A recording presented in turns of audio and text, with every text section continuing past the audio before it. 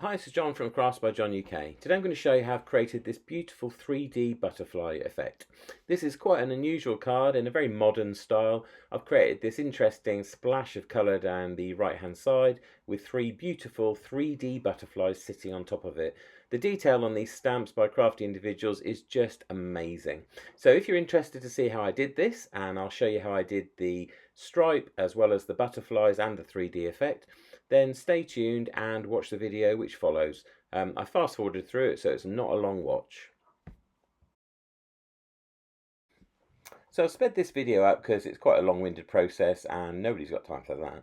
So anyway, you can see here I'm finding some edge on my tape and then I'm just ripping a strip of tape. What I'm going to do is use the grid on my mat to kind of roughly get a perpendicular line. So you can see I've aligned it with the fourth grid and there I'm aligning it with the paper. So you can see I've altered slightly the tape, pulled it up slightly so that the same lines are matched on each side but just offset. I've picked three distress ink colours there. You can see I've got a red, a blue and a purple. And I start just doing some basic inking. So you can see I've taken the blue and I'm just sort of sponging it down using my smoothies. Taking the blue, adding a bit of purple, kind of blending them over the top of one another. But at this stage not worry too much about the blend. And then I'm getting my third colour, which is my red, and just adding a layer of that. Now this is where we start to actually blend stuff in together. So then take your purple, start to blend the purple into the red, take the blue, start to add more blue, blend the blue into the purple, and basically just keep kind of working over it. It looks a bit hideous, but by the time you finish, you'll find that it actually looks quite good. When you then heat that, I always heat the tape up before I take it off. It stops you risk of ruining the paper because it stops it ripping if you warm up the adhesive. There's another little tip for you. When you then take that off, look how impressive that looks. It's really nice. It looks great. So that's a little interesting effect to create. So what I've done then is I've taken my anti-static mat and I've gone all over it because I'm going to stamp on top of it. So I don't want any sticky bits. I've got my three butterfly stamps. These are the Crafty Individual stamps and I'm using them obviously in my stamping platform. These are red rubber stamps, so you get a hell of a lot of detail on them. And I have stamped them twice just to make sure that they're absolutely solid. Then I've used clear embossing powder. This is the Wow product, ultra fine. And I'm just heat setting that. I want this to be glossy and I want it to be a very solid black. I always do this with all my stamping, as you'll know if you watch my channel. I'm heating the front and heating the back.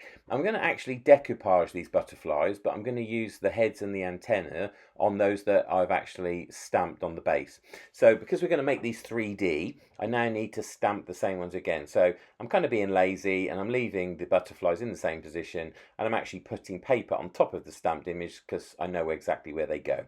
So I'm just going to stamp them on some scrap paper. This is watercolor paper. You can see it's cream compared to the white of the paper underneath. Doesn't matter because I'm going to be colouring it in and cutting it out. So anyway, so I've just got my three butterflies there stamped. I need to heat emboss those, so I've set them again with the Wow clear powder. That's the ultra fine. And then I'm just going to use my heat tool to heat emboss those, turn that colour a lovely dark and glossy colour. As beautiful a colour as black can be, that is. And basically just heat set them. So I'm heat setting, ready to paint them.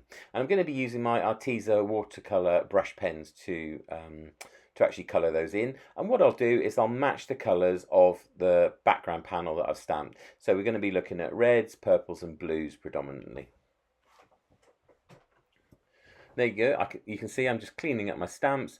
I've mounted all these on stamping foam, and if you're interested in how to do that when you get a red rubber stamp, there is a video I recently posted on my channel about that.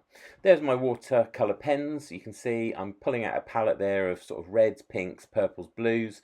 I want it to kind of mirror the colour of the panel underneath. So I'm taking my pens and I'm not being too careful because obviously I'm going to cut these out so I can go over edges quite happily. So I'm starting there on that one with a bit of red. You can see I put the red in the middle and then I just pull that colour out all the way across the wings. If you want to see how I colour like this, check out my videos because there are loads on there of me colouring. But laying down colour, pulling it, using the water pen, all that sort of stuff, there are separate videos about different techniques and different ways of doing that to achieve different effects. So I'm just colouring these in. Obviously the camera's a little bit far away, you can't see too well, but as I say, there are other videos. But basically just colouring in different parts, using the water brush, dabbing that around, merging, blending it in. I want them all to be in that same sort of colour palette. So You can see this one I'm going predominantly blue, so I've gone blue around the edge and then blue in the middle, and I'm just pulling that out, fanning that around, and then I was adding another colour. So I usually start with an underlying colour. You can see there I'm taking colour off, so that creates a different effect as well when you add the colour and then use the water brush to take the colour off. And then I decided to kind of go for some stripes on this one, which is a bit interesting. Probably not a pattern that you get in nature, but then, hey, we can all have a play.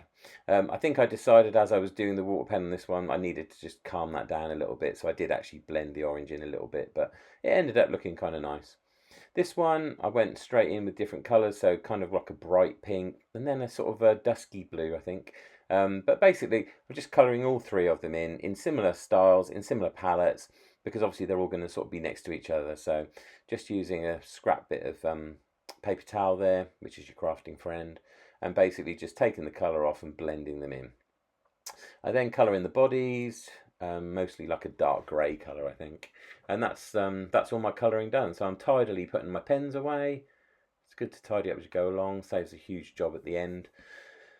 And then basically this is the bit I hate, cutting this stuff out. My friend Denise, she's an expert at fussy cutting, but oh my god, I hate it. But anyway, it's something we have to do. So I'm cutting loosely around the shape with my small Tim Holtz scissors. And then basically, once I've cut round the shapes, got rid of my scrap, I'll then actually go in and do the detailed cutting. And remember, turn your project, don't turn your scissors. So get your scissors in the right place for you, and then kind of turn the project and go all the way around.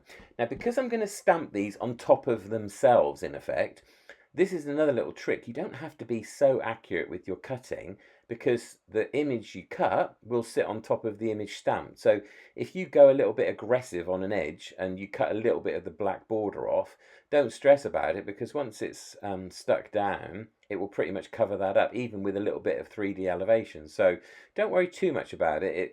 It's not, you know, it doesn't have to be an exact science.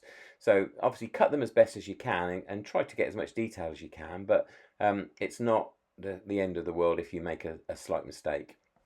So there's one done. Sped up, it looks much quicker. This is actually a bit more painful and a little bit slower when you're doing it for real, but I wish I could fussy cut at this speed, actually. That would be ideal.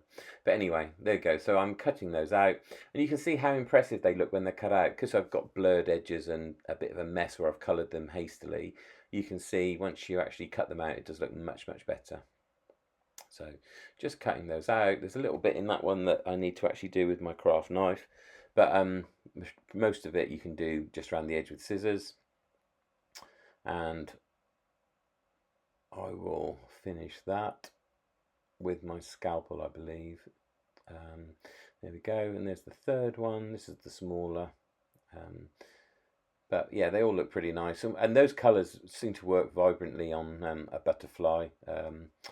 So it just looks nice, and it's a good colour palette basically.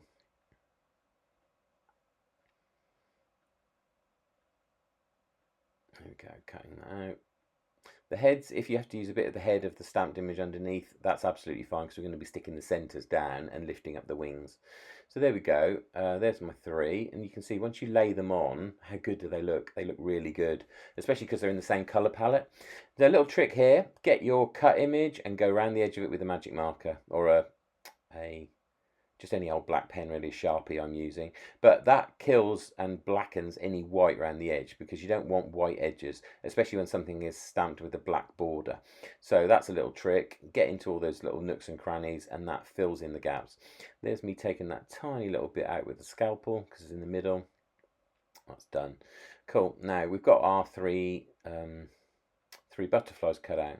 So now what we're going to do, we need to stick the middles down where the bodies are, so that they stick to the page, and then lift the edges of the wings basically. Originally I was going to do the whole thing lifted, but I decided it would be more 3D, and hence, you know, the focus of this video really, if I actually just put the pads on the outside. Now I sort of changed my mind, because I was going to start, as I say, doing the whole thing lifted.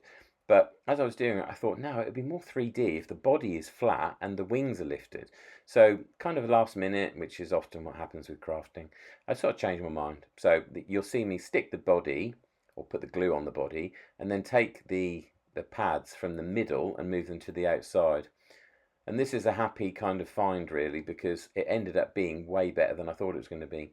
So put it down in place, but then just hold that middle down so that the body is kind of flush to the page, but the wings are slightly elevated, and then it gives it a really 3D effect, which I really like. This is something I kind of discovered by accident, and I will definitely be using again.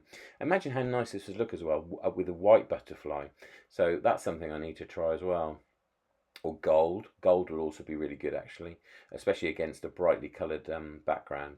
So again, put the butterfly centre on the page, hold that in place for a beat or two, and that will stick the body down to the page, but the wings will be lifted because of the foam pads. I mean, and you could use a 3D glue here as well if you wanted under the wings. I tend to use pads because they're just quicker and easier. But yeah, so stick the body down, just let the wings raise up around the edges, and then you'll get that kind of 3D effect.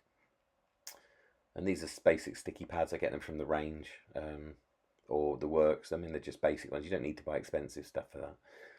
There we go. So that's the top one done. There we go. And you can see how 3D does that look. Looks really nice because you get the little shadow underneath from the shadow stamping. And then I decided I needed a sentiment. So this is for an old friend for her birthday. She also makes cards. The stress of making a card for a card maker. But anyway, I found a suitable sentiment, one that talks about long-time friendship. And I've just stamped that on a scrap piece of card, basically. I really like this this sentiment stamp from Clearly Besotted. Some of their sentiments are so quirky. They're just really good. We've been friends for so long, I can't remember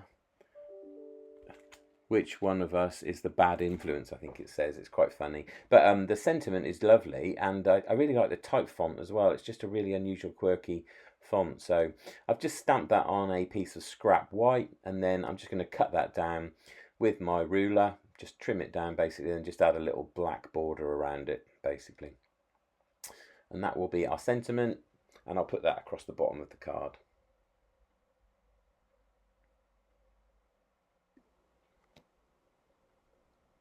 You can see here I'm just tidying up those borders.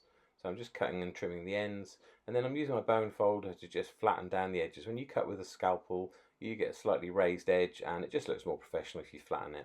So I'm just looking at it and thinking, does it need a black border around it? Yes, it certainly does. So I'm just going to put some basic PVA glue on there. Flip that around, and just using my eyes, I'm kind of lining it up and just evening up those borders, basically. So just going to trim that down now, making sure the edges are relatively similar on each side, and just trim the end. Just noticing a little bit of mess on the white. So anyway, just tidying that up. There we go, and that's our sentiment ready. So it's just going to go straight across the bottom. So again, I'm just using double-sided tape on that. I shall use a little bit of glue as well. So I usually put the tape diagonally on something that's kind of wider than the tape, and then just a blob of glue at either end on the corners, basically. So you can see, there we go, there's our glue. And then just eyeball that basically, and just get that in the right place across the bottom of the card. So it's equidistant on each side, basically. It's a big sentiment, but I think it kind of works on this image. It's pleasing to the eye when things that go on a card in a column are on the right hand side, because naturally we read left to right. So if you put it on the left, then you have a lot of negative space left on the right. So there's a school of thought that says always leave the negative space prior to the thing you want the focal point. And also cards in threes, we do everything in threes. We divide our card into three and put something in one section and leave the other two blank. If you're doing that, usually the right hand side is the more successful. There we go. So we've got just some basic black layering paper there. So I'm just giving that a similar border to the sentiment. I don't want a great big fat black border. So just laying that down, and then I will cut that out.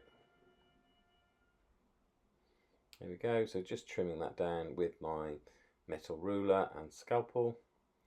And that's our card mounted and layered. And you can see it's starting to look really nice.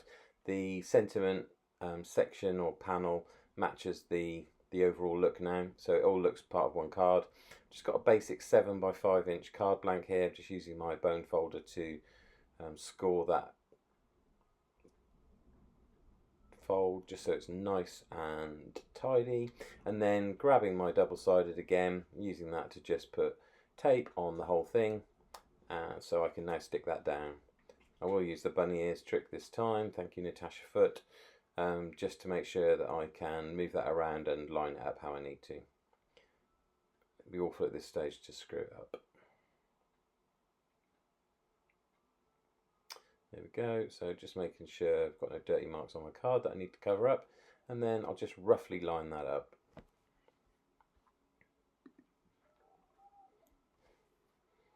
There we go, so I'm just pressing down those tapes as I'm pulling them off, and then I'll use my bone folder to just flatten that black border. Just notice a little mark there which I rubbed off with my rubber, but just going around the card and flattening down that black border. There we go, and there's our finished card with our 3D effect. The shadow stamping behind the butterflies kind of creates a shadow, creates the 3D effect. You can see it's very effective.